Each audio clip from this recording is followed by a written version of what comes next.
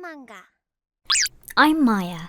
I've been married for 3 years and I live with my husband, Masaki. I have certain allergies. I get allergic symptoms when I eat food with artificial broth. I especially can't eat chemical seasonings. That's why I haven't been able to go out and eat out on dates since Masaki and I started going out. We would have lunch in my room and even dinner, so it was out of the question for us to celebrate our anniversary at a fancy restaurant. Lately, I've been thinking that I'm healthier than I used to be. I feel like I'm detoxed and I don't catch colds as easily. I'm really sorry I am the reason we couldn't go out to eat. Don't worry about that, Maya. Your cooking is delicious. I'm a lucky guy. Thanks. Yet, Masaki stays with me without complaining about it in any way. It's a lot of work just to cook every day. I'll do the laundry and whatever I can do. He says this helps me with a lot of the housework. I was grateful to be blessed with such a husband, and I lived happily every day. By the way, it's Dad's birthday next week. We're having it at my parents' house, and my mum is asking me if you'd like to join as well. What do you think? I haven't seen your father in a while, so let's go. I just won't eat. There's a reason why my husband is so considerate to me. When I went to my husband's parents' house, shortly after we got married, I visited them at the mealtime and offered to help in any way I could. The kitchen in this house is my castle, I was told, and couldn't help with anything. When I sit down, "You don't do anything, do you?" And I was scolded. The food my mother-in-law cooked was Japanese food such as meat and potatoes and simmered dishes. I had told her about my allergies beforehand, but it would be rude to ask for confirmation and I wasn't watching the cooking process. So just to be safe, I pretended to be engrossed in the conversation and decided not to touch the food. I thought it might be rude, but I didn't want to cause any allergic reactions or anything like that here, so there was no other choice. But in the end, my mother-in-law got annoyed that I didn't touch the food and... "You're a rude wife, and I've never heard of an allergy to broth in the first place. If you don't want to eat my food that badly, you don't have to come." After saying that to me, she said to my husband, "You're always welcome to come alone. You're staying the night, right?" My father-in-law intervened when things were about to get awkward. I apologized for not being able to eat and the situation was settled. But since then, they contact my husband frequently asking him to come. My mother-in-law told him not to bring me along. I couldn't figure out why she suddenly decided to invite me this time, but I was honestly happy that she invited me. So I decided to pick out a gift for her as well. I have a surprise to tell them too, so I'm sure they'll be happy. With some trepidation, we headed for my husband's parents' house. "All right, take a seat. I worked harder than usual today." My mother-in-law greeted us with a smile upon our arrival. My father-in-law was a man of few words, but he was happy when my husband gave him a gift. My mother-in-law treated me normally too, and it looks like it was a needless worry. I was relieved. "Maya can't eat artificial broth, right? I'm making broth from seaweed and dried bonito flakes today, so it'll be okay." I'm sorry for causing you inconvenience. The food my mother-in-law took the trouble to make for me. I decided to eat it without question. My throat. I can't breathe. I dropped the bowl I was holding in distress as my husband noticed the sound of my breathing. I can't breathe. When I thought I was done, my husband, who knew how to deal with this, held me in a comfortable position.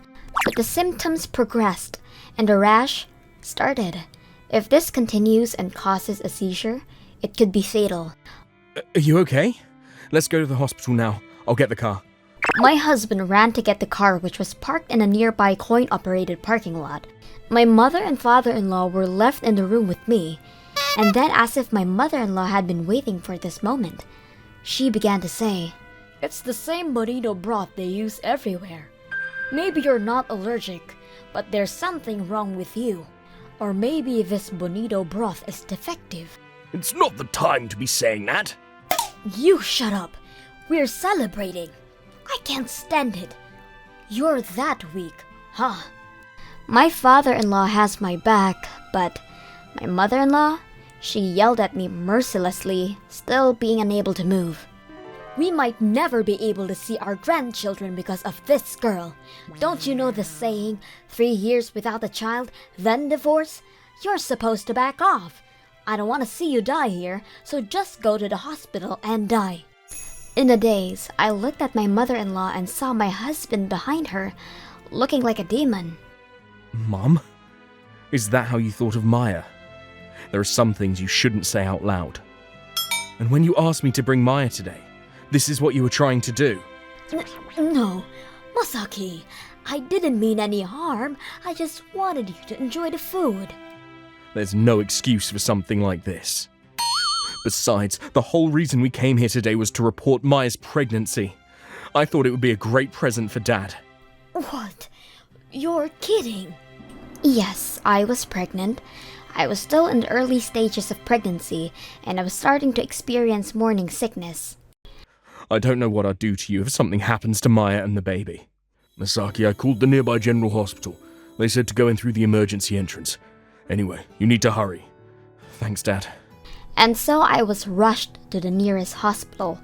While we were on the move, my father-in-law had given them all the details, including the fact that I was pregnant. A doctor from the obstetrics and gynecology department was also on standby. Thanks to that, I was able to undergo quick and proper treatment. Fortunately, neither I nor my baby were seriously harmed. Maya, thank God. I was really scared because you said you couldn't take medicine. My husband was crying next to the bed, as if all the tension released when I became conscious. After a while, my father-in-law came. My mother-in-law, who seemed to insist that it wasn't her fault, didn't come.